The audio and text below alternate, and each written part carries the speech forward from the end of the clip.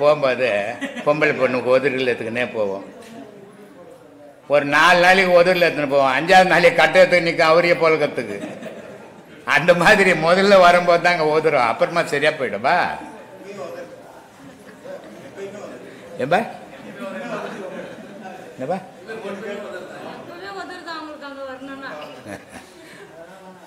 நல்ல கேள்விகளை கேட்கணும். ஒருத்தருடைய மனசில் இருக்கிற கேள்வி இன்னொருத்தருக்கு இருக்காது. ஆனால் அவங்களுக்கு ஏதோ ஒரு சந்தேகம் இருக்கும். அப்போ நீ கேட்குற கேள்வி அந்த கேள்வியை அவங்களும் தெரிஞ்சுக்க வேண்டிய வாய்ப்பு கிடைக்கும். அப்போ அதுக்கு கிடைக்கிற பதிலும் அவங்க தெரிஞ்சுக்கிற வாய்ப்பு கிடைக்கும். அதனால தான் கேளுங்கன்றது. இல்லைன்னா நானே 1 மணி நேரம் பேசிட்டு போயிடுவேன். நான் எதுக்கு கேட்க சொல்கிறேன்? நான் பேசுனா என் மனசில் இருக்கிறத நான் பேசுவேன். நீ கேட்கும்போது உன் மனசில் இருக்கிறத கேட்பேன். அது 10 பேருக்கும் தெரிய ஆரம்பிக்கும். அப்போ அவங்களும் அதை தெரிஞ்சுப்பாங்க. வாய்ப்பு கிடைக்குது இல்லை? அதனால தான் கேளுங்கன்றது. வாங்கம்மா வாங்க. ஆம்பளை எல்லாம் காலி. அவ்வளோதான், அவுட் ஆகிட்டாங்க. ஆம்பளைங்க எல்லாம் காலிம்மா. பொம்பளைங்க எல்லாம் வாங்க.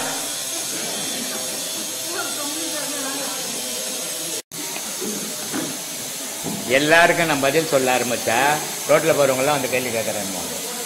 சீடர்கள் கேள்வி கேட்கணும். அவங்க மனசில் இருக்கிற சந்தேகங்களை கேட்கணும். அதுக்கு விடை சொல்லணும். அது என் வேலை, அது என் கடமை. ஆனால் எல்லாருக்கும் நான் பதில் சொல்ல ஆரம்பித்தா அப்படி 2 பேர் போய்கினே இருப்பான். அங்கே என்னமா நடக்குது? நம்ம போய் 4 கேள்வி கேட்கலாமேன்னு வருவான்.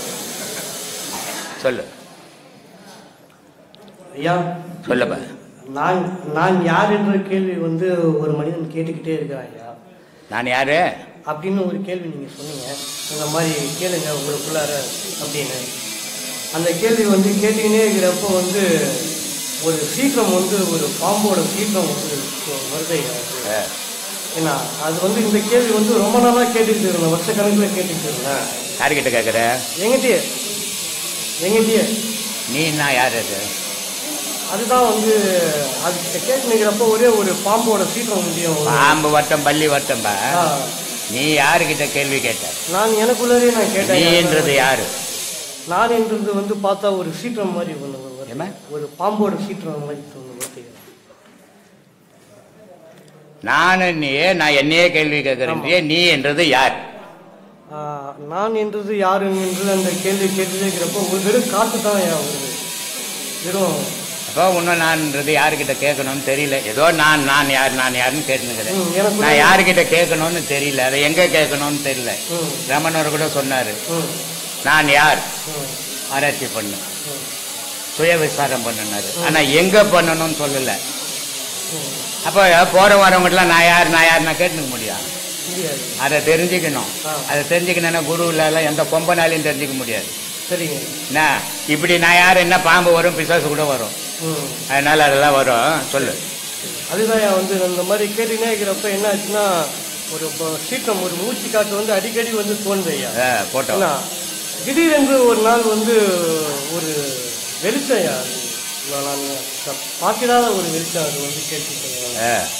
அது தங்களோட ஆசீர்வாதத்துக்கு தான் அது எனக்கு தெரிஞ்சிச்சுன்னு நான் முழுமையாக நான் நம்புறேன். பாருப்பா, இவ்வளோ வருஷமா 60 வருஷமா தரேன்பா, எனக்கு எதுவுமே வரமாட்டேன்ப்பா.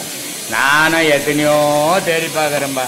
ஏன்னா என் கஷ்டம்லாம் கொஞ்சம் தீந்திரம் வந்ததுன்னா ஒரு கர்மமும் வரமாட்டானே உங்களுக்கு வருதுப்பா. அதுதான் என்னால் எனக்கு என்னடா நான் சொல்றது தெரிய வந்துடலாமே. அப்படியே போ.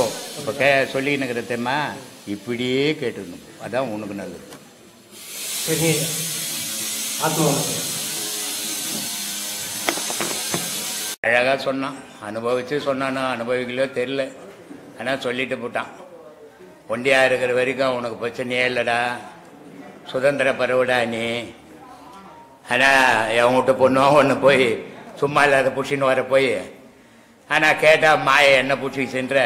ஆனால் அது உன்னை பிடிக்கல, நீ தான் போய் தேடி பிடிச்சின்னு வந்துட்ட, போய் சொல்கிற. ஆனால் சரி, அது கூட அடுத்தவங்க வீட்டு பொண்ணு ஏதோ ஒரு காரணம் காட்டி சண்டை போட்டு அச்சு தத்தி சொத்து கொடுக்கல, சோகம் கொடுக்கல, வரதட்சணை வாங்கினுவா.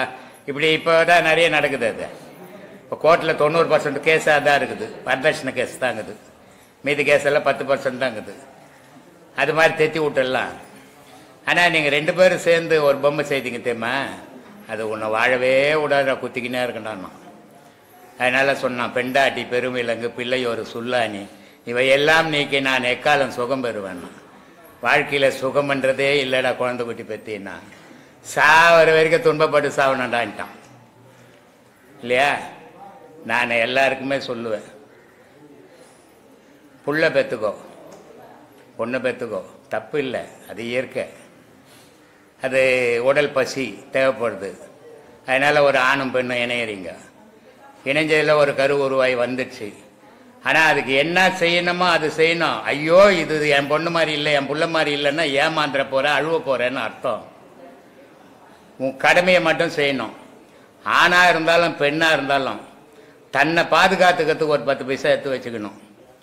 புள்ள கொடுப்பான், பொண்ணு கொடுக்குவான், பொண்ணு காப்பாற்றும், புள்ள காப்பாற்றுவான்னா கடைசியில் நடு ரோட்டில் அழுதுக்கு நிற்பேன்.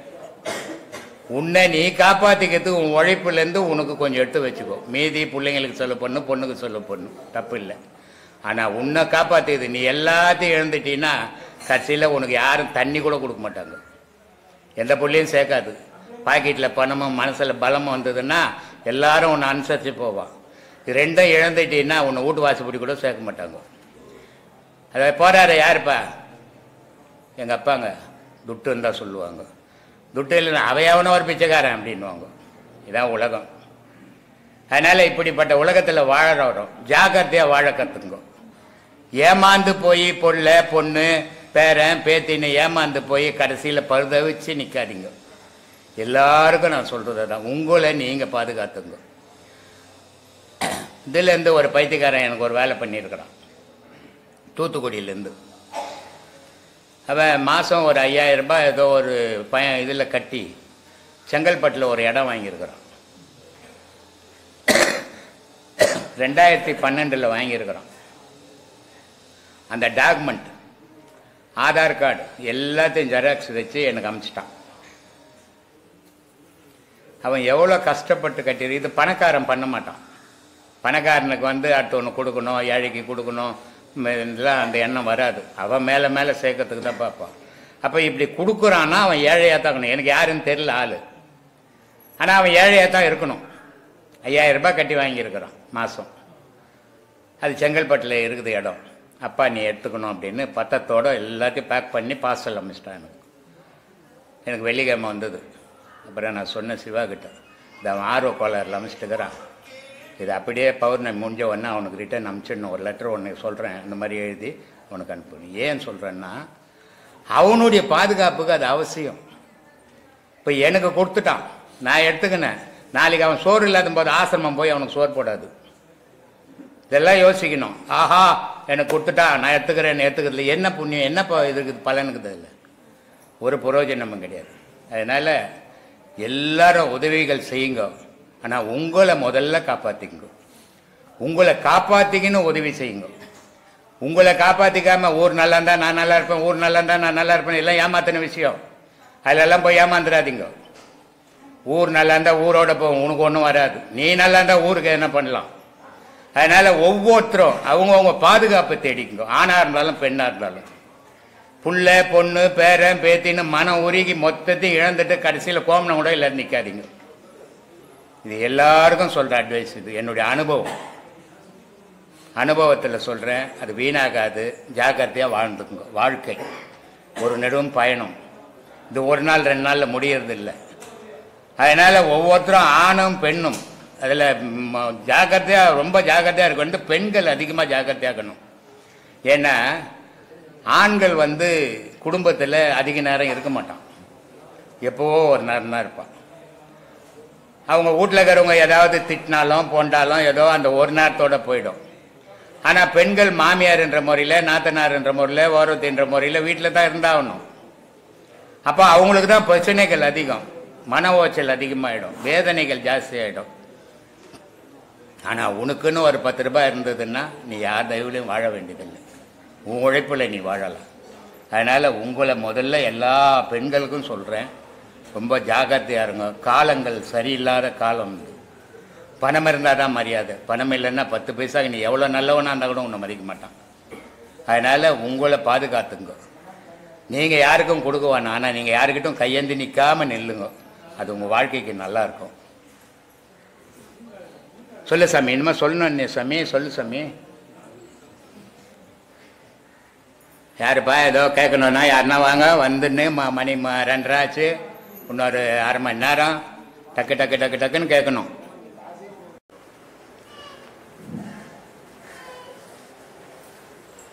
கடவுள் என்ன கடவுள் ஏன் நான் மனிதனுக்குள்ளே இருக்கிறான்னு சொல்கிறேன் அப்படின்றத வால்மீகி ரொம்ப தெளிவாக சொல்கிறார். இருள்வெளியாய் நின்ற சிவபாதம் போற்றி எழுத்துதனின் விவரத்தை விரித்து சொல்வேன். அருவுருவாய் நின்றதுவே எழுத்ததாகும். ஆதி அந்த மண்ட பிண்டம் அதுவே ஆகும். திருவுருவாய் ரவிமதியாய் நின்ற ரூபம் சிவசக்தி திருமாலின் ரூபமாகும். வருமொருவே சிவசக்தி வடிவமாகும். வந்ததிலும் போனதிலும் மனத்தவையேன். உலகத்துக்கு உலகம் வாழணும், உலகம் விழிக்கணும், உலகம் உறங்கணும் அப்படின்னா சூரியன் சந்திரன் ஓணும். அது உலகத்துக்கு சிவமும் சக்தியுமாக இருந்து, சந்திரன் சக்தியாக இருக்குது, சூரியன் சிவமாக இருக்குது, இருந்து இந்த உலகத்தை இயக்குது. அதே மாதிரி மனுஷனுக்குள்ள இடைகளை பிங்களைன்ற 2 மூச்சு இருக்குது. அந்த மூச்சு ஒன்று சூரியனாகவும் ஒன்று சந்திரனாகவும் ஒன்று சக்தியாகவும் ஒன்று சிவமாகவும் இருந்து நம்மளை இயக்குது. இந்த மூச்சின்னு ஒன்று இல்லைன்னு சொன்னால் உயிரினம்னு ஒன்று உலகத்தில் இருக்காது. இந்த மனசை நம்ம அந்த மூச்சு மேலேயே வைக்கணும். அதனால தான் சொல்கிறாரு, வந்ததிலும் போனதிலும் மனத்தவை. வந்துக்கணுங்கிறது மூச்சு, போய்கணுங்குது. ஆனால் மனசை மட்டும் அது மேலே வைக்கல, நம்ம உடல் மேலேயும் உலகத்து மேலேயும் வைக்கிறோம். உடல் மேலேயும் உலகத்து மேலேயும் வைக்கும்போது நமக்கு துன்பங்கள் தான் ஏற்படுது. ஆனால் நம்ம மூச்சு மேலே நம்ம மனசை வச்சு வாழ ஆரம்பிச்சோம்னா நமக்கு துன்பங்கள்லேருந்து வெளியே வந்துடலாம். அதனால் வந்தது மேலேயும் போனது மேலேயும் மனசை வச்சுக்கோ அப்படின்னாரு. வந்ததும் போனதும் வாசியாகும். இந்த மூச்சு இருக்குது, அது பாட்டு ஊதிங்குது. இந்த மூச்சை யாராவது நம்மளா எதனா பண்ணுறோமா? நம்மளா எதுவும் பண்ணுறதில்ல. அதுவே இயங்குது, அதுவே இயக்குது. இது தானாகவே நடந்துன்னுக்குது. இது யாரும் நம்ம செய்யறதே கிடையாது. அப்போது வந்ததும் போனதும் வாசியாகும். வானில் வரும் ரவி மதியும் வாசியாகும். ரவின்னா சூரியன், மதினா சந்திரன். அப்போ வானத்தில் வர சந்திரனும் சூரியனும் உலகத்துக்கு வாசி. உனக்கு ஓடுற மூச்சு உனக்கு வாசி. அப்போ அது உலகத்தை இயக்குது, இது மனுஷனை இயக்குது, உயிரினத்தை இயக்குது. இது 2 இல்லைன்னா அங்கே உலகமும் இல்லை, உயிரினமும் இல்லை. இதையெல்லாம் நமக்கு புரிஞ்சாதான் உண்மையான ஞானம் புரியும். இல்லைன்னா போலி வேஷம்தான் போட்டுக்கணும் தெரியணும். சொல்கிறார், வானில் வரும் ரவிமதியும் வாசியாகும். சிந்தை தெளிந்திருப்பவனே சித்தன். இதுதான் உண்மை, இதுதான் உலகம், இதுதான் வாழ்வு அப்படின்னு எவன் ஒருத்தன் தெளிவாகிறனோ, சித்தன்னா வேறு யாரும் ஆகாயத்திலேருந்து குச்சவன் இல்லைடா, இந்த தெளிவோடு வாழறவன் சித்தன். இதுதான் உண்மை. அங்கே வானத்தில் சந்திரனும் சூரியனெல்லாம் உலகம்னு ஒன்றும் இல்லை. இங்கே மனுஷன் உடம்புல மூக்கில் மூச்சு இல்லைன்னா உயிரினமும் இல்லை. இது எவன் ஒருத்தன் தெரிஞ்சானோ, இது எப்படி நடக்குதுன்னா சிவசக்தி வடிவத்தில் நடந்துன்னுக்குது. அது இல்லைன்னு சொன்னால் உலகத்தில் உயிரினம்னு ஒன்று கிடையாது. இதை எவன் ஒருத்தன் உணர்ந்தானோ அவன் தாண்டா சித்தன். சித்தன்னா அறிவாளி அப்படின்னு அர்த்தம். சித்தன் ஜெகமெல்லாம் சிவமென்று அறிந்தவனே சித்தன். உலகமே ஒரு சிவமயமானது. சிவத்தை தவிர மற்றதுக்கெல்லாம் கடவுளெல்லாம் ஒரு கற்பனை தான். மற்ற கடவுளெல்லாம் ஒரு கற்பனை. அந்த சிவத்துக்கு பேருன்னா இயற்கை என்னவாங்க, ஈசன் என்னவாங்க, சிவம் என்னவாங்க, இப்படி பல ஆயிரம் பேர்கள் அதுக்கு. ஆனால் அதிலிருந்து தான் எல்லாமே இயங்குது. அதுதான் கடவுள், அதுதான். மீது எல்லாம் கற்பனை தான். கற்பனையில் கடவுள் வழிபாடுனா தின்னுக்கிறான், மத வழிபாடுனா தின்னுக்கிறான். ஆனால் உண்மை சிவம் மட்டும்தான். உலகத்தில் ஒரு பொருள் தான். அதனால் சொல்கிறாரு, சிந்தை தெளிந்திருப்பவனே சித்தன், ஜெகமெல்லாம் சிவம் என்று அறிந்தவனே சித்தன், நந்தி என்ற வாகனமே தூளதேகம். இந்த உடம்பு இருக்குது மாடு, மாடுனுடைய வடிவம் தான். இப்போ சிவன் கோயிலெல்லாம் பார்த்துருப்பீங்க, சிவபெருமான நந்தி மாட்டு மேலே தான் தூக்கின்னு வருவாங்க. அது அடையாளம். சிவத்தை இந்த மாடு தூக்கின்னு தெரியுது. அப்போது இந்த சிவம் என்ற உயிரை இந்த உடல் என்ற மாடு தூக்கின்னு நம்ம சுற்றினுக்குது. இந்த சிவம் என்ற உயிர் எப்போ நம்ம உடலை விட்டு போதோ இந்த நந்தி என்ற மாடு படுக்கைக்கு போகுது. இதையெல்லாம் நமக்கு புரியணும். இது புரியாமல் ஞானம் புரியவே புரியாது. சும்மானா ஏதோ வரத்தாலேயோ போத்தாலேயோ ஒன்றுமே. ஒவ்வொரு விஷயத்தையும் நான் பல வீடியோக்களில் சொல்கிறேன். மாடு வைக்கா துண்ணும், ஒரு பட்டி நிறைய வைக்க போட்டின்னா நின்றுக்குனே துண்ணுடும். அப்புறம் படுத்துக்குன்னு அதை அசை போடும் துண்ணுது. அப்போ தான் அது ஜீரணமாகும். அது மாதிரி இங்கே பேசுனதை வீட்டுக்கு போய் நீங்கள் சிந்திச்சிங்கன்னா தான் உங்களுக்கு உண்மை தெரியும். சிந்திக்கலாம் உண்மை தெரியவே தெரியாது. ஏதோ வந்தீங்க, எதையோ கேட்டீங்க, ஏதோ பேசணும், ஏதோ போனீங்க, அதோடு முடிஞ்சிடும்.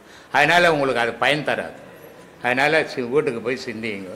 அப்போ சொல்கிறார், நந்தி என்ற வாகனமே தூளதேகம், நான்முகனே கண் மூக்கு செவி நாக்கு, தந்தி என்ற சிவசக்தி திருமாலும் திருமூச்சாகும், தந்தையும் தாயும் ரவிமதி என்று அறிந்து கொள்ளு.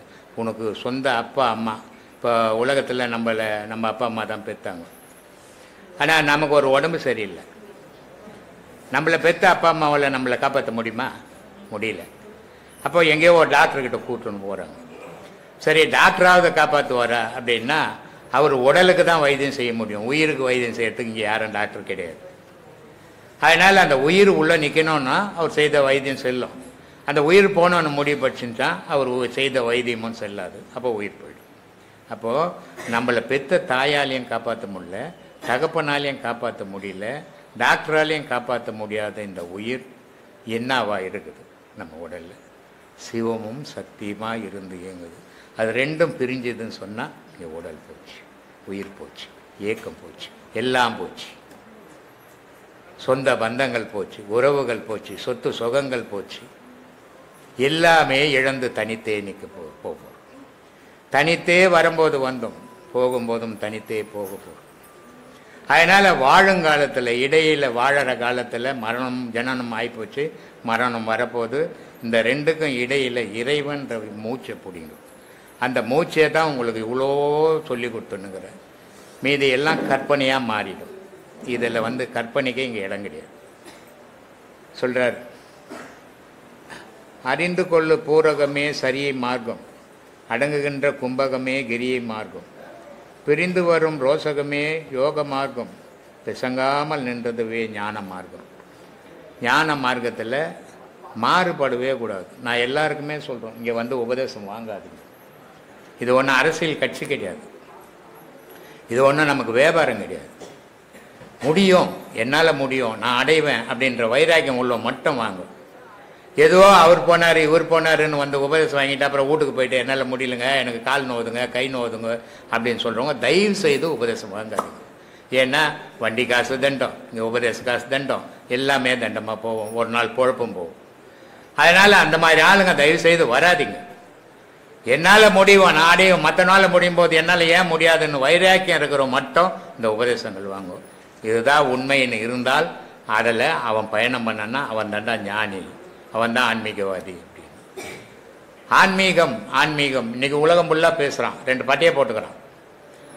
யாருப்பா? நான் ஆன்மீகவாதிங்க. பட்டை போட்ட ஆன்மீகமா? கொட்டை கட்டிக்கினா ஆன்மீகமா? காவி கட்டிக்கினா ஆன்மீகமா? இதுக்கு நீ போட்ட வேஷத்துக்கும் கடவுளுக்கும் எந்த சம்பந்தமே கிடையாது. உன் மனசுக்கும் கடவுளுக்கு தான் சம்பந்தம். அதை சுத்தம் பண்ணல. மேலே போடுற வேஷத்தால் மண்ணுக்கு போகிற விஷயம் அது. அதனால தான் இந்து மதத்தில் ரொம்ப அற்புதமான விஷயங்களை செய்து வச்சான், சொல்லி வச்சான். ஒருத்தன் என்ன பண்ணா, 2 நாமம் போட்டான், நடுவில் ஒரு சகப்பை போட்டான். என்னடா நல்லா அழகாகிற முகத்தை அசிங்கமாக்கினேன் அப்படின்னு சொல்லுவான். ஆனால் உண்மையை செய்து காட்டிக்கினுக்கிறான் உலகத்துக்கு அவன் அர்த்தம். இடைகளை பிங்கலை சுழுமுனை அக்னி நாடி, 3 நாடி ஓடிங்குதுரா, இது 3 முடிஞ்சதுன்னா உங்க கதை முடிஞ்சதுரா அப்படின்னு உலகத்தை காட்டுறதுக்காக அந்த 3 நாமத்தை போட்டான். பட்டையை போட்டான், நீ என்னைக்கா இருந்தாலும் மண்ணா போக போகிறோண்டா, இந்த உலகம் மண்ணா போக போகுது அப்படின்னு பட்டையை போட்டோம். மற்ற மதத்தில் அதெல்லாம் கிடையாது. என்ன அந்த மாதிரி ஒவ்வொரு விஷயத்தையும் தத்ரூபமாக செய்து வச்சுக்கிற மதம் இந்து மதம். இந்து மதம் மாதிரி ஒரு புனிதமான மதம் உலகத்தில் வேறு எந்த மதமும் சொல்ல முடியாது. இதில் சில தவறுகள் நடக்குது. என்ன சில கல்லாளிகள் இருக்கிறான், அது எல்லா மதத்திலையும் உண்டு, எல்லா இதுலேயும் உண்டு. எந்த மதமும் உலகத்தில் எல்லா மதம் யோகியமான மதம் ஒன்றும் கிடையாது, எல்லா மதமும் அயோக்கியமான மதமும் கிடையாது. எல்லா மதத்திலையும் ஒரு புனித தன்மை இருக்குது. எல்லா மதத்திலையும் புனிதவானங்களும் இருந்தாங்க, எல்லா மதத்திலையும் அயோக்கியனும் இருக்கிறான். ஆனால் அவன் யாராவது எப்படியாவது இருந்துட்டு போட்டோம். நம்ம போகிற பாதை என்ன பாதை, எதை நோக்கி பயணம் பண்ணுறோம் அப்படின்றத மட்டும் மனசில் சுமந்துக்குன்னு பயணம் பண்ணுங்க. அந்த வாழ்க்கை நல்லா இருக்கும். எல்லாரும் பிறந்த உடனே மனுஷனுக்கும் மற்ற ஜீவராசிக்கும் ஒரு வித்தியாசம் உண்டு. ஒரு மாடு கண்ணு போட்டுதுன்னா அது ஒரு 2 மணி நேரத்தில் எழுந்து போய் தாய்கிட்ட பால் குடிக்கும். அதுக்கு யாருமே சொல்லிக் கொடுக்கல, தாயும் சொல்லிக் கொடுக்கல, மற்றவங்களும் சொல்லிக் கொடுக்கல. அப்போ அது பிறந்த உடனே அதுக்கு தாய் தெரிஞ்சுது. சரி, ஆனால் மனுஷன் பிறந்த உடனே தாய் தெரியாது. அந்த பால் குடிக்கிறது கூட தாய் அதை தூக்கி வச்சுக்கின்னு சொல்லிக் கொடுக்கணும். அப்போ தாயும் தெரியல, தகப்பனும் தெரியல இருக்கு. ஆனால் கண்ணு போட்ட மாட்டுக்கு பிறந்த உடனே தாய் தெரிஞ்சது. வளர வளர அது எந்த தாய்கிட்ட சேர்றதில்ல, தனித்து வாழுது, பந்தத்தை வளர்த்துக்கிறதில்ல. ஆனால் மனுஷன் பிறந்த உடனே தாயும் தெரியல, தகப்பனும் தெரியல, நம்ம யாருன்னே நமக்கு தெரியல. ஆனால் வளர வளர வளர வளர வளர அவன் ஊரு போட்ட பந்தத்தை சேர்த்து துன்பத்தில் விழுந்து போகிறான். இப்போ கூட ஒரு அம்மா சொல்லியிருந்தாங்க, நான் நிறைய உதவி பண்ணுறேன், அது என்ன பண்ணுறாங்களோ தெரியாது நம்மளுக்கு. அந்த அம்மா சொல்கிறாங்க, நான் நிறைய உதவி பண்ணுறேன், சொந்தக்காரெலாம் நீ ரொம்ப கொடுக்குற அப்படின்னு சொல்கிறாங்க. உனக்கு நீ உதவி பண்ணால் உனக்கு வரப்போகுது புண்ணியம், அவங்களுக்கு என்ன வரப்போகுது? அவங்களுக்கு வயிற்றுச்சல் உங்கள்கிட்ட இருக்கிற கொடுக்குற, என்னால் கொடுக்க முடியல. இப்போ நம்ம 2 பேரும் போயிட்டு ஒருத்தர் பிச்சைக்காரன் வந்து 10 ரூபா கேட்குறேன்னா உங்கள் கையிலேருந்து கொடுத்தீங்கன்னா நான் யோசிப்பேன், நம்ம கையில் இல்லையே, நம்ம ஒரு 5 ரூபா வேணால் கொடுக்கலாமே அப்படின்ட்டு. அப்போ எனக்கு வருத்தமாக தானே இருக்கும். அந்த மாதிரி இந்த மனுஷனுடைய மனம் அப்படிப்பட்டது. யாரோ முடியுது கொடுக்குறாங்க, நம்மளால முடியல உட்காந்துங்களான்னு உட்கார மாட்டோம், அடுத்தவங்களை போய் கெடுப்பான். எப்பவுமே கொடுக்கறத விட கொடுக்குறவனை தடுக்கிறது ரொம்ப பாவம். அதை மனுஷன் சாதாரணமாக செய்கிறான். அந்த மாதிரி இந்த மனிதன் பிறந்த உடனே உறவுகள் இல்லை, ஆனால் வளர்ந்த உடனே ஊறுபட்ட உறவுகளை சேர்த்துக்குன்னு இவன் துன்பப்படுறான். ஆனால் தன்னை வாழ வச்சுன்னுக்கிற தாய் தெரியல இவனுக்கு. அந்த மூலாதாரம்ன்ற ஒரு தாய் சக்தி உடல்ல இல்லைன்னு சொன்னால் எந்த கடவுளும் வேலை செய்யாது. ஏன்னா அவன் நெருப்பு வடிவில் இருக்கிறான். உன் உடலுக்கு போன உடனே டாக்டர்கிட்ட செக் பண்ணால் சூடு இல்லைங்க, அவள் தான் தேராத போயிடுன்றான். ரொம்ப கோல்ட் ஆகி போச்சு, இது பிழைக்காதுன்றான். அப்போது உன்னை வாழ வச்சுன்னு இருக்கிறதே அந்த சக்தி. அதனால தான் சொன்னான் பட்டினத்தார், மூலத்தில் உதித்தெழுந்த முக்கோண சக்கரத்தின் வாழைக்கண்ணை போற்றாமல் மதிமறந்தேன். தாய் இருக்கிறாங்க. அதை நான் இவ்வளோ நாளாக முட்டாளாக தெரிஞ்சிட்டேன், இவ்வளோ நாளாக பார்க்காத விட்டுட்டேன். அதை நான் வாழறதுக்கு அடிப்படையாக அதுவாக தான் இருக்குது. அதை இவ்வளோ நாள் நான் தெரிஞ்சுக்கலன்னா. அதனால் சொன்னான், கண் இருந்தும் குருடனாய் இருந்து விட்டேன், காது இருந்தும் செவுடனாயும் தெரிந்து விட்டேன். எனக்கு கண் இருக்குது, காது இருக்குது, இருந்தால் அதை பார்க்காத நான் விட்டுட்டேன், முட்டாளா தெரிஞ்சிட்டேன் நான். அதனால அந்த பீடம்ன்றது சக்தியினுடைய வடிவம் தான். சரிங்க. அதுக்கு பூஜை பண்ண பிறகுதான் மற்றதெல்லாம் தெரியும். தாய் தெரிஞ்சா தானே தகப்பன் யாருன்னு தெரியும். ஆமாம். அப்போ மற்ற தெய்வத்தை வழிபடணும்னா உனக்கு தாய் வேணும். அதனால தான் முதல்ல எல்லா கோவிலும் புளியார் வச்சிருப்பான். பெரிய பெரிய சாமியெல்லாம் கூட உள்ளே வச்சிருப்பாங்க, புளியாரை வெளியே வச்சிருப்பாங்க. புளியாரை கும்பிட்ட பிறகுதான் மற்ற சாமியெல்லாம் போகணும். ஏன்னா அந்த தாயை மறைச்சின்னுக்கிறது மூலாதாரத்தில் அந்த பிள்ளை 6. இந்த பிள்ளை 6ன்றது புளியாருன்னு ஆகிப்போச்சு. அது அந்த பிள்ளை 6 அப்படின்னா ராகு கேது, அதுதான் நம்ம மூச்சு. இதுதான் நல்வினை தீவினையை உண்டாக்குது. இந்த நல்வினை தீவினையை உண்டாக்குறது அதுக்கு தான் சொன்னான் அழுகணி சித்தர், இருவினை மாடுகளை ஏக விடு கோனே, உன் அடங்கமான மாடு ஒன்று அடங்கிவிடும் கோனேன்னு. சரிங்க. கட்டாத நாயெல்லாம் காவலுக்கு ஒப்பாது, அங்காடி நாய் போல அலையாதண்ணா. ஆசையில் ஊரெல்லாம் அலையாத, அலைஞ்சின்னா நீ அழிஞ்சு போயிடுவ. உன் மனசை கட்டி வை, அது உன் மரணத்தில் கூட பதில் சொல்லும். அதை கட்டி வைக்கலைன்னா தெருக்கு கத்தரு நாய் மாதிரி விட்டுட்டீங்கன்னா உனக்கு வர ஆபத்து உனக்கே தெரியாத போயிடும். இப்படி எல்லாம் மகான்கள் நமக்கு பல அறிவுரைகளை சொல்லிக்கிறாங்க. ஆனால் நம்ம எதையுமே எடுத்துக்கிறது இல்லை. நானே ராஜா நானே மந்திரின்னு தெரிஞ்சு கட்சியில் துன்பப்படும் போது கடவுளை தேடுறோம். இவனால முடிகிற வரைக்கும் நான் எல்லாம் செய்வேன். கட்சியில் எதுவும் செய்ய முடியாமல் உட்காரும் போது கடவுளை தேடுவோம். கடவுளே என்னை ஏன் இப்படி ஆகிட்டேன்னு. இது நல்லா இருக்கும் போதே வழிபட்டு இருந்தீங்கன்னா உனக்கு இந்த நிலையே வந்திருக்காது இல்லையா? ஆமாம். அதனால அந்த பீடம்ன்றது தாயினுடைய பீடம் தான். அதுக்கு பண்ண பிறகு தான் மற்றதெல்லாம் பண்ணுவாங்க. எதுவாக உட்காடுறான், நான் பாடம் கொடுக்கும்போது சொல்கிறேன், ஒவ்வொரு இடத்துலையும் 5 நிமிஷம் நிற்கணும். யார் நிற்கிறீங்க? அப்படியே எக்ஸ்பிரஸ் போகிற மாதிரி நேராக போய் நேராக வந்துடுறீங்க. அதனால் அங்கே ஏக்கம் இல்லை. அங்கங்கே 5 நிமிஷம் நின்னா அங்கே ஏக்கம் நடக்கும். அந்த ஏக்கத்தை நீ தெரிஞ்சுக்கலாம். இங்கே போய் நின்னா இது நடக்குது, அங்கே போய் நின்னா அது நடக்குதுன்னு தெரிஞ்சுக்கலாம். அப்படி செய்யறதில்லை. அதனால் அவர் சொல்கிறாரு, இதெல்லாம் எதுக்காக செய்யப்படுறதுன்னா கடவுளை பார்க்கறதுக்கு. நான் இல்லைப்பா, உன் மனம் அடங்கிறது. அதனால சொல்றாரு, அட்டாங்க யோகமும் ஆதாரம் மாறும் அவித்து 5 விட்டேறி போன வெளிதனிலே வீப்பொன்று கண்டேன், வட்டாகி செம்மதில் பாலூர உண்டு எட்டாத பேரின்பம் விழுங்குதுன்னார். என்னுடைய மனம் ஒடுங்கி போச்சு. என்னுடைய மனம் ஒடுங்கி போனதால மனத்துக்கு செயல் இல்லாத போச்சு. செயல் இல்லாத போகும்போது கடவுள் காட்சி தந்தது. அந்த கடவுள் காட்சி எப்படி இருந்ததுன்னா, நான் அதை சாப்பிடலான்னு பார்த்தேன், அது என்ன சாப்பிட்டுச்சு, நான் இல்லாத போயிட்டேன்ற. அப்போ கடவுளோட ஒரு மகான் கலக்கும் போது, கடவுளோட ஒரு மனிதன் ஆன்மா இல்லாத போது, ஞானியா கலக்கும் போது மனிதன் இல்லாத போயிடுவான். அந்த கடவுள்லேருந்து பிரிஞ்சு வரும்போது திருப்பி அவன் அங்கே நடந்த அதிசயங்களை இங்கே பேசுவான், மக்களுக்கு சொல்லுவான், நல்வழிபட்டணும். அதை தான் நம்ம இப்போ செய்துன்னுக்குறோம். ஆனால் இவங்க வழிபட மாட்டேன்றாங்களே, இவங்க போக்கில் தான் போகிறாங்க, எல்லாம் கேட்குறாங்க. வீட்டுக்கு போனவொடனே அவங்க நிலையில் தான் அவங்க இருந்துடுறாங்க. இதை நம்ம ஒன்றும் செய்ய முடியாது, மாற்ற முடியாது. நம்ம கடமை சொல்ல வேண்டியது நம்ம கடமை. மாறுறதும் மாறாதான் அவங்களுடைய விருப்பம். அதனால் அந்த இறைவன் சாப்பிட்டுடுவான். ஏன்னா இறைவன்லேருந்து தான் நீ வந்த. அந்த இறைவனோட கலக்கும் போது நீ இல்லாமல் போயிடுவ. அதனால தான் சொல்கிறது, அந்த சாமியார் கோயிலுக்கு போனாங்க, இந்த சாமியார் எந்த சாமியார் கோயிலுக்கு போனாலும் ஒரு பிரயோஜனம் கிடையாது.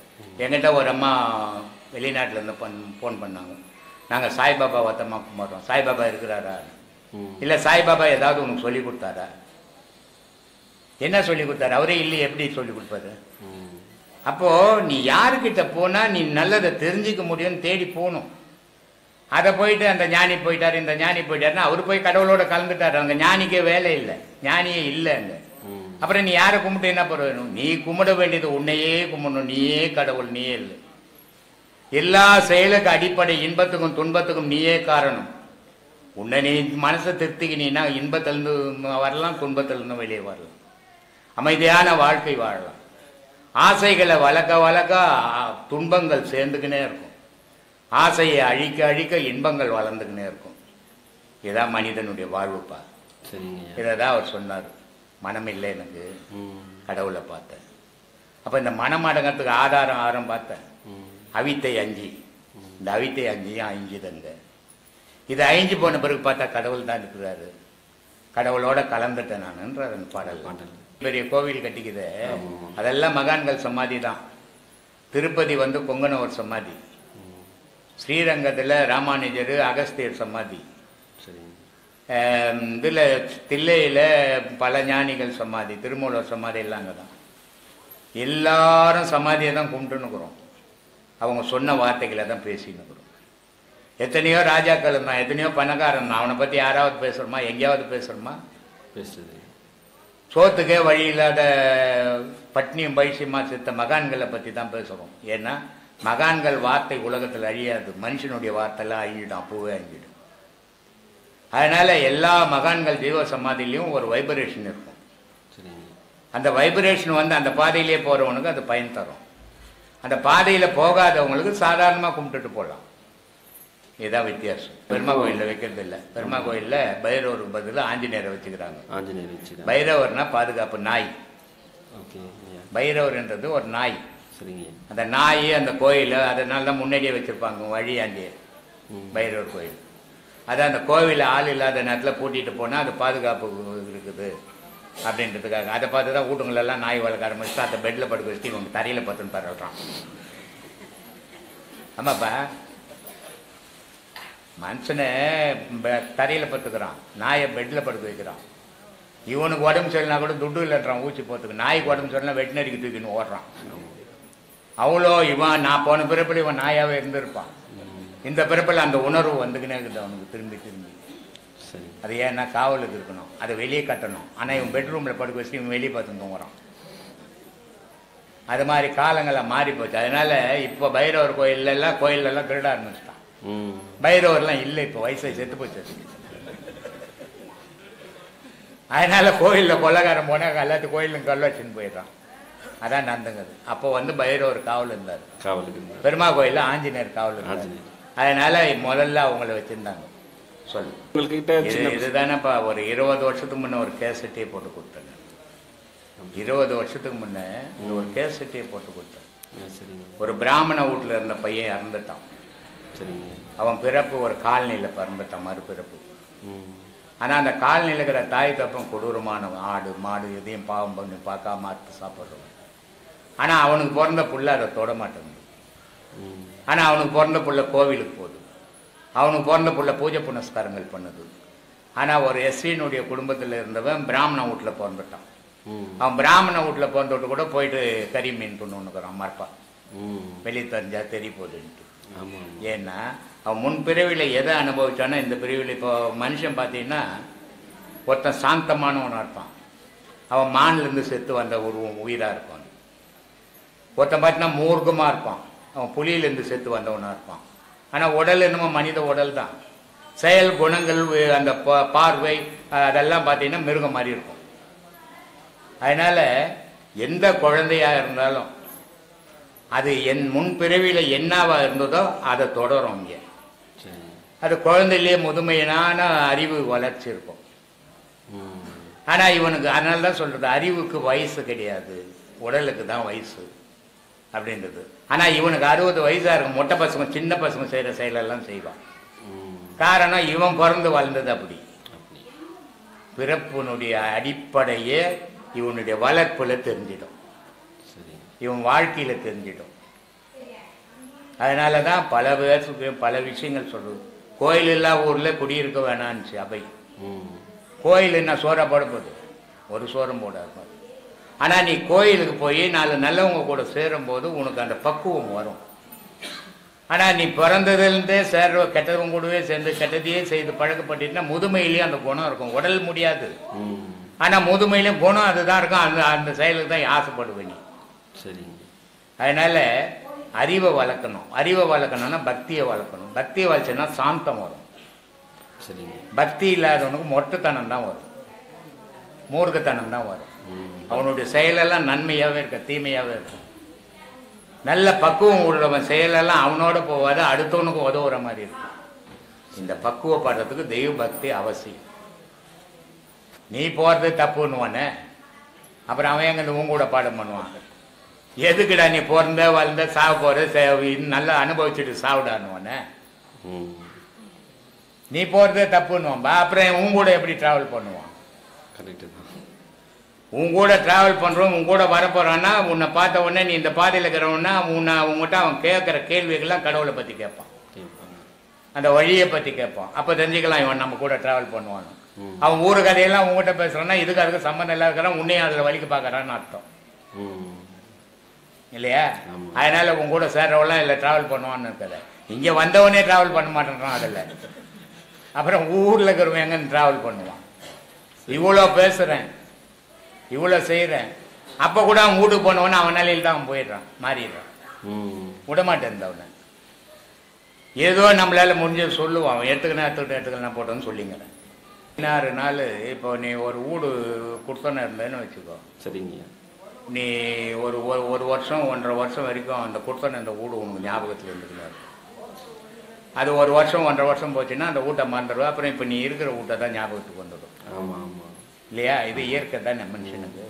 அதே மாதிரி அந்த ஆன்மா இறந்ததுன்னா அந்த 16 நாள் அந்த உறவுகளை எண்ணியே சுத்தம். ஆனால் உறவுக்காருக்கு அது தெரியாது. அந்த ஆன்மா அங்கே தான் இருக்கும். ஒரு ஆக்சிடென்ட் ஆகி ஒருத்தர் செத்து போயிடுறான், வெளியே வந்துடுச்சு ஆன்மா. ஆனால் அந்த பணத்தாண்டியே சுத்தம் அது. ஆனால் அங்கே இருக்கிறவனுக்கு தெரியாது, ஏன்னா ஆன்மாவை அடையாளம் கிடையாது, உடலுக்கு தானே அடையாளம். அப்போ அந்த 16 நாள் அந்த உறவுகளையே சுத்தம். அந்த உறவுகாரங்க அந்த 16ஆவது நாள் காரியம் பண்ண உடனே எல்லாமே அதுக்கு முடிஞ்சு போச்சு, இனிமேல் நம்மளை நினைக்க மாட்டாங்க அவங்க அப்படின்னு அடுத்த உடல் எடுக்கும். ஏன்னா உடல் இல்லாத ஆன்மா வாழாது, உடல் இல்லாத உயிர் வாழாது. அப்போ உடல் அவசியம் அது. அதனால வேற ஒரு கர்ப்பத்தில் பூந்து அது ஒரு உருவமாக வந்துடும். அப்போ இங்கே இருந்த ஞாபகங்கள் அந்த உருவம் உடல் எடுத்த உடனே இதை மறந்துடும். இது ஞாபகத்தில் வந்தால் விபரீதங்கள் ஆகிடும். அதனால இந்த ஞாபகம் வரக்கூடாது. அதனால இறைவனுடைய படைப்பு இந்த உடல் இருக்கிற வரைக்கும் இந்த ஞாபகம். இந்த உடலை விட்டு போய் இன்னொரு உடல் எடுத்தா அந்த உடலுக்கு ஏற்ற ஞாபகம், அந்த உடலுக்கு ஏற்ற செயல்கள் அப்படி மாறிடும். சரி. திருப்பாக்கடல் அப்படின்றது வயிறு, மேருமேடுன்றது தலை இல்லையா? வாசிகின்றது இந்த மூச்சு. ஆமா. இந்த கயிற்றால இந்த கயிறு ஓடும் போது தான் இந்த அன்னம் ஜீரணம் ஆகுது. இது ஓடலைன்னா புளியப்பம் வந்துடும், அஜீரணம் ஆகிடும், செத்து போயிடும். இதில் இருந்து வர்ற விஷமும் வருது, அது அந்த பிராணனும் அபானனும் தடுத்தது. இதை கடையிறதுக்கு மேரு மத்து வேணும், மலை என்ற தலை வேணும். மலையை போட்டு கஞ்சாங்கல்ல, மலையை போட்டு கடையிறது இல்லை, அந்த தலையை போட்டு கடையணும். தலையில வாசின்னு ஒரு காத்துக்குது, அது சிவமா இருக்குது. அது என்ன பண்ணுது, உடலுக்குள்ள வர விஷயத்தை நெஞ்சு வரைக்கும் நிறுத்திடுது. அதனால நீலகண்டர்னு பேர் வரும். சொல்லு. அது உபவாசம் இருக்கிறாங்க எத்தனை நாள்? 6 நாள் இருக்காங்க. காலையில மட்டும் சாப்பிடாமட்டு மத்தியானம் நல்ல மூக்கு படிக்க 3 படி துண்டுறாங்கல்ல, அது உபவாசமா? அது பேரு உடம்ப பக்குவப்படுத்துறாங்கன்னு அர்த்தம். இந்த நோன்பு சில பண்டிகைகள்ல நான் ஒரு பொழுது நோன்பு, இந்த ஒரு பொழுதுக்குதால கடவுளுக்கு ஏதாவது ஆகுமா அப்படின்னா ஒன்றும் ஆகாது. உன் உடம்பு ஆரோக்கியமாக இருக்கும். ஒரு மிஷின் இருக்குது, இந்த ஒர்க் ஷாப்பில் கவர்மெண்ட்ல எல்லாம் பார்த்தீங்கன்னா டிசம்பர் லீவ் விடுவாங்க. இந்த டிசம்பர் லீவ் 10 நாள் எதுக்கு விடுவோன்னா அங்கே மிஷினுங்கள் எல்லாம் சுத்தம் பண்ணி ஆயிலெல்லாம் போட்டு தொடச்சி வைக்கிறதுக்காக. ஏன்னா அது வருஷம் ஃபுல்லாக ஓடி குப்பையும் கூழும் ஆகி தேஞ்சு போந்தெல்லாம் இருக்குது, அதெல்லாம் மாற்றிக்கிட்டு அடுத்த வருஷம் வேலை செய்யறதுக்கு அந்த டிசம்பர் லீவ் 10 நாள் அதை ஆல்ட்ரேஷன் பண்ண விடுவாங்க. அது மாதிரி ஒரு வேளை உபவாசம் இருந்து இவன் வயிற்றை சுத்தம் பண்ணிக்கிறதுக்கு இது வேலை. இதுக்கும் கடவுளுக்கும் புண்ணியத்துக்கும் பயனே சம்பந்தமே கிடையாது. உபவாசம் மகான்கள் இருந்தான், அவன் 3 தவிர்த்தான். தாகத்தை தவிர்த்தான், தூக்கத்தை தவிர்த்தான், பசியை தவிர்த்தான். தாகம், பசி, தூக்கம் இந்த 3 எவன் தவிர்த்தானோ அவன் கடவுளோட வாழறான்னு அர்த்தம். அது மகானுக்கு முடியும், மனுஷனுக்கு முடியாது. 2 நாளைக்கு வீட்டில் பொண்டாட்டி சண்டை போட்டுக்கணும், சோறு போடலாம், 3ஆவது நாள் உன்னால் வேலை செய்ய முடியாது. நல்ல மூக்க பிடிக்க பொண்டாட்டி சோறு கட்டி கொடுத்தாதான் நீ போய் வேலை செய்ய முடியும். அப்போ நீ எங்கேருந்து உபவாசங்கிறது? சும்மானா வாய் பண்ணு மூன்னா அது மௌனம் இல்லை. மௌனம்ன்றது வாழ்நாள் ஃபுல்லாக இருக்கணும். இருக்க முடியுமா மனுஷனால? இருக்க முடியாது. ஆனால் ஒரு 2 மணி நேரமாவது அதை பழகுங்கன்னாவே பழகத்துக்கு ஆள் கிடையாது. மௌன உபதேசம் கொடுக்குறோம், யாரும் இருக்க முடியல. ஆனால் அவங்க பேசுறது பெருமையாக, நான் மௌன உபதேசம் வரைக்கும் வாங்கிட்டேன், என்ன பண்ண பாரு, என்ன பண்ண போற வாங்கி, ஒன்றும் பண்ண போல, என்ன செய்யவே இல்லையே, அது என்னன்னு தெரியாது உனக்கு. இப்போ மௌன உபதேசத்தை சரியான முறையில் எவன் ஒருத்தன் கடைபிடிக்கிறான்னு அவன் கடவுளை பார்ப்பான். ஆனா அதுக்கு காலங்கள் தேவை. அவன் நீ 5 மணி நேரம் 6 மணி நேரம் அதில் உட்காந்தான்னா மறந்து போயிடணும், அவன் இருக்கிறானா இல்லையான்னு அவனுக்கு தெரியக்கூடாது. அதனால்தான் பாம்பாட்டி சொன்னான், உள்ளுக்குள்ளே உணர வேண்டும், உள்ளும் புறம்பும் மறிய வேண்டும், மெல்ல கனலை எழுப்ப வேண்டும், வீதி புனலில் செலுத்த வேண்டும், கள்ள புலனைந்தும் கடிந்து விட்டு தெல்ல தெளிவான இதெல்லாம் எப்போ போதோ அப்போதாண்டா அது தெரியும் அப்படின்னு. கடவுள் தெரிகிற காலம் எப்போ வரும்னா மனம் போய் ஆன்மாவோட சேரும் போது தான் கடவுளை பார்க்க முடியும். மனமும் ஆன்மாவும் தனித்தனியாக இருக்கிற வரைக்கும் எந்த கொம்பனாலையும் கடவுளை பார்க்க முடியாது. இதெல்லாம் அடங்கணும்னா ஆசை அடங்கணும், முதல்ல செயல் அடங்கணும், சிந்தனை இறைவு மேலே தூண்டணும், உலகத்து மேலே தூண்டக்கூடாது. அப்படி இருக்கிறவனுக்கு கடவுளுடைய காட்சி கிடைக்கும். மற்றவனுக்கெல்லாம் கற்பனையில தான் சுத்தினுக்கலாம், நிஜத்தில் போக முடியாது. வதனின்னு ஒரு பொண்ணு நம்ம கிட்ட ஒரு 5 வருஷத்துக்கு முன்ன உபதேசம் வாங்குச்சு, இங்கிலாந்துலேருந்து வந்து. அது இங்கிலாந்துலேருந்து புருஷன் இருக்கிறான், ஒரு பொண்ணு இருக்குது, ஒரு புள்ள இருக்கிறான். ஆனால் போரூரில் 2 மாதம் ரூம் எடுத்துக்கணும், அந்த மௌன உபதேசத்தை அது 2 மாதம் தனியாக இருந்து பண்ணிச்சு. அப்போ எவ்வளோ வைராக்கியம் இருக்கணும் பாரு. இங்கே உபதேசம் வாங்கிட்டு போய் அங்கே பொண்டாட்டிக்கு நான் மௌன உபதேசம் வாங்கினோம், ஏன் வாங்கிட்டு வந்தேன் நீ நான் எப்படி பேசுறதுன்றாங்க. அதனால வானா அந்த உபதேசம் அங்கேயே விட்டுட்டேன் நான், நீ நானுமே பேசிங்களான்னு பேசிக்கிறான். அப்புறம் எங்கே மௌன உபதேசம் வேலை செய்யும்? மௌன உபதேசம் பண்ணுறதா இருந்தால் குறைஞ்சது 5 மணி நேரம் உட்காரணும். ஏன்னா 1 மணி நேரம் உனக்கு பழைய எண்ணங்கள்லாம் வந்து வந்து வந்து வந்து மோதும் உன்னை. அந்த 1 மணி நேரம் அது மோதி மோதி மோதி அது நின்ன பிறகு தான் நீ மௌனத்துக்கு போக முடியும். 1/2 மணி நேரம் உட்கார்றது முடியலையே, கது தட்டுறாங்கல்ல. அதனால அந்த மௌனம் இல்லை, மௌனம்ன்றது மந்திர உபதேசம்னு பேர். அது அந்த மௌன உபதேசம் முறையான கொடுக்குற குருவாகவும் இருக்கணும், தெரிஞ்சிருக்கணும். மௌன உபதேசம்னா சும்மா நான் வாய் மூடிக்கணும் பார்த்துக்கணும், ஊரெல்லாம் பார்த்து புலன் அலைய விட்டுட்டு மௌனத்தில் இருக்க முடியாது. புலன் அடங்கினாதான் மௌனம் கை கூடும். அப்போ புலன் அடங்குற மாதிரி நம்ம உட்காரணும் அங்கே. அதனால சொன்ன அகங்காரம் உள்ளடக்கி 5 சுட்டறுத்து தூங்காமல் தூங்கி சுகம் பெறுவது எக்காலம். அந்த மௌனத்து உபதேசத்தில் தூங்கவும் இல்லை, மூச்சுக்கணும் இல்லை, 2க்கும் இடைப்பட்ட நிலையில நீ வாழற, அதுக்கு பேர் துரியம்னு பேர். அந்த மாதிரி நிலையை கொண்டாடணும். அதனால மௌனம்ன்றது இங்கே வாய் மூடிக்கணும் போய் பேனால் எழுதி கொடுக்கறதெல்லாம் மௌனமே ஆகிடாது. மௌனம்ன்றது நீ ஒரு இடத்துல உட்காந்துன்னா நீ அப்படியே உடம்பெல்லாம் கொப்பளம் கிளம்பிடும், அவ்வளோ சூடாக்கிடும், ஒன்றுமே செய்யலாம், நான் சும்மா பண்ணிக்கிறேன். அந்த மாதிரி நிலைக்கு போனால்தான் மௌனம் கை கொடுக்கும். உபதேசம் வாங்கிறதால மௌனம் கை கொடுக்காது. எந்த ஒரு பாடமும் நீ செய்தால்தான் அதனுடைய நன்மையை நீ அனுபவிக்க முடியும். நீ செய்யாத எந்த பாடத்தாலையும் யாராலையும் அனுபவிக்கவே முடியாது. சரி சரி சரி சரி சரி. இதை பற்றிலாம் நான் ஒன்றும் பெருசாக நினைக்கிறதே கிடையாது. இல்லை இதை பற்றி நான் பெருசாக நினைக்கிறதே இல்லை. நேற்று ஒரு அம்மா எனக்கு ஃபோன் பண்ணாங்க பெங்களூர்லேருந்து. வரேன்னாங்க.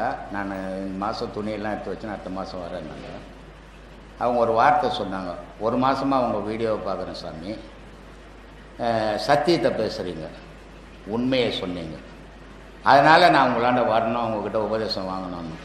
இப்போது நான் இவ்வளோ பேர்கிட்ட பேசுகிறேன், அது எனக்கு பெருசு இல்லை, அது ஒன்றும் சந்தோஷத்தை கொடுக்கல. ஆனால் அந்த அம்மா ஒரு வார்த்தை சொன்னாங்க பாரு, உண்மையை பேசுகிறேன்னு சொன்னாங்க பாரு, அது எனக்கு சந்தோஷத்தை கொடுத்தது. ஏன்னா நான் மற்றவன் ஏற்றுக்கணும், மற்றவன் என்னை புகழணும் அப்படின்றதுக்காக நான் பேச ஆரம்பித்தா பொய் பேசணும். எனக்கு அது தேவையில்லை. மற்றவன் என்னை ஏற்றுக்கணும் எனக்கு என்ன ஆக போகுது? ஒன்றே ஆக போகிறதில்லை. நான் நானாக இருக்கணும்னு விரும்புவேன் நான். அதனால் இதெல்லாம் எனக்கு ஒரு சந்தோஷமாகவே இல்லை. இதில் ஒரே ஒரு சந்தோஷம் இருக்குது. அது என்ன சந்தோஷம்னா, சரி நம்மளாலே மாதத்தில் ஒரு 200 பேருக்கு சாப்பாடு போட முடிஞ்சதே, அது ஒரு சந்தோஷம். ஏன்னா சில பேர் அவனுக்கே சாப்பாடு இல்லாத தவிக்கிறான். ஆனால் நானும் அந்த மாதிரி ஒரு படி சாப்பாடு இல்லாமல் தவிச்சுவேன். இன்னொரு வீட்டில் மாடு மேய்ச்சிக்கின்னு ஒரு படி சாப்பாடு இல்லாத ரொம்ப கஷ்டப்பட்டுவேன். அந்த பசியினுடைய இது என்னான்னு எனக்கு தெரியும். அதனால தான் இங்கே யார் வந்தாலும் பேசலான்னு முதல்ல போய் சாப்பிட்டு அப்புறம் உட்காந்து பேசலான்றது. அப்போது மாதம் கம்பல்சரி ஒரு 300-400 பேர் சாப்பிட்றாங்க இங்கே. அது ஒரு பெரிய சந்தோஷம். ஆனால் ஞானத்தில் இங்கே ஒன்றும் எனக்கு சந்தோஷம் கிடையாது. ஏன்னா அது மாதிரி போக முடியல யாராலையும். அவனுக்கு ஒரு குடும்பம், குழந்தை, ஒவ்வொரு குடும்பம் ஒவ்வொரு விதமாக இருக்குது. இவன் போனாலும் அவன் பொண்டாட்டி விட மாட்டேன்றான், இல்லை பொண்டாட்டி விட்டாலும் இவன் போக மாட்டேன்றான். இது மாதிரிலாம் அவஸ்தைகள் இருக்குது.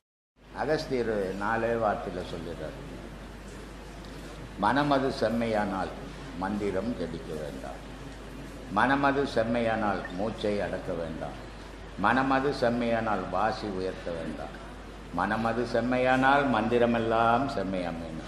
அப்போது இந்த செயல்களெல்லாம் எதுக்காக செய்யப்படுதுன்னா அந்த மனசை நிறுத்தத்துக்கு தான், மனம் ஒழுங்காகிறதுக்கு தான். மனம் ஒழுங்காகி போச்சுன்னா எந்த மந்திரமும் கிடையாது, தந்திரமும் தேவையில்லைடா, நீ தாண்டா ஞானி அப்படின்ட்டான்.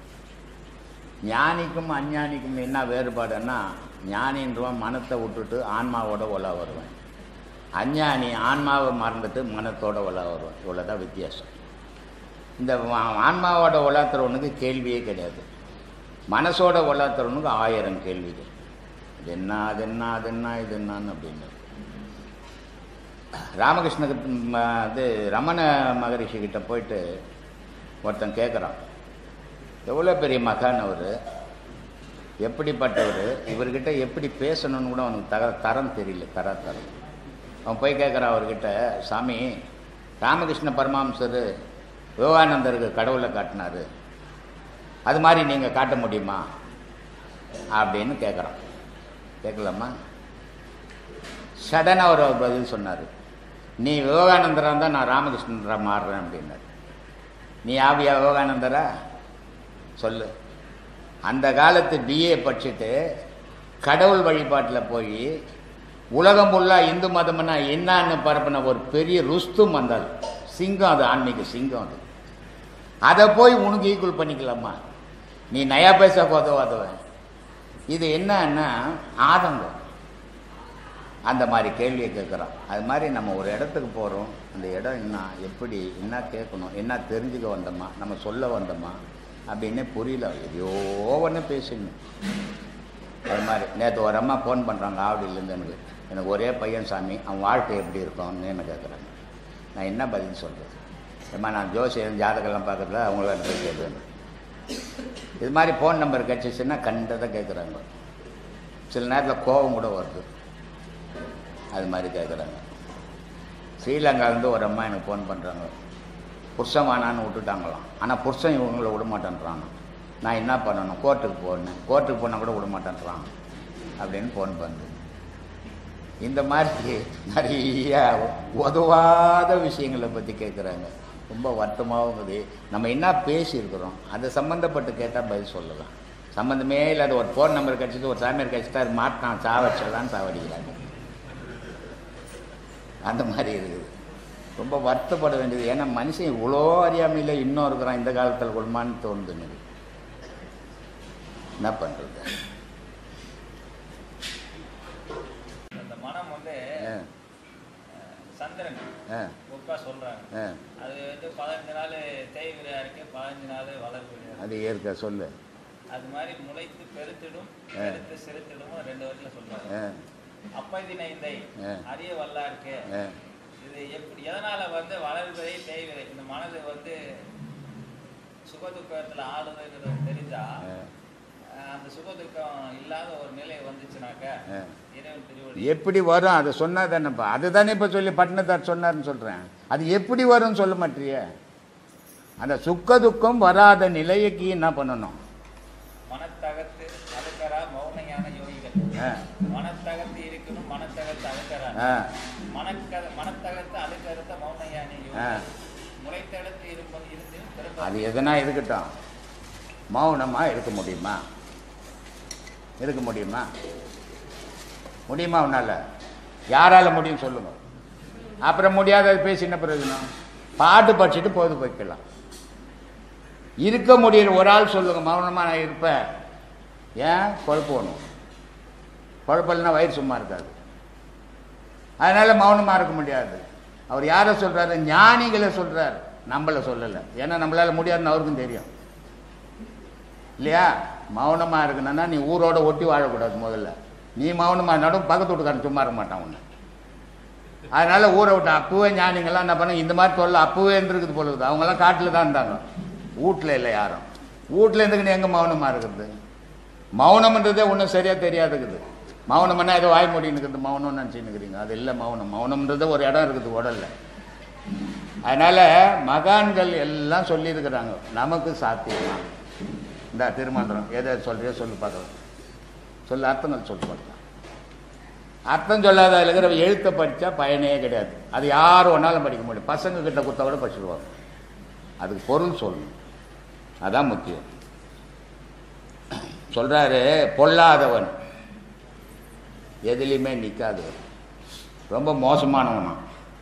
அதனால சொல்றாரு, பொல்லாதவன் நெறி நில்லாதவன், ஐம்புலந்தம்மை வெல்லாதவன்,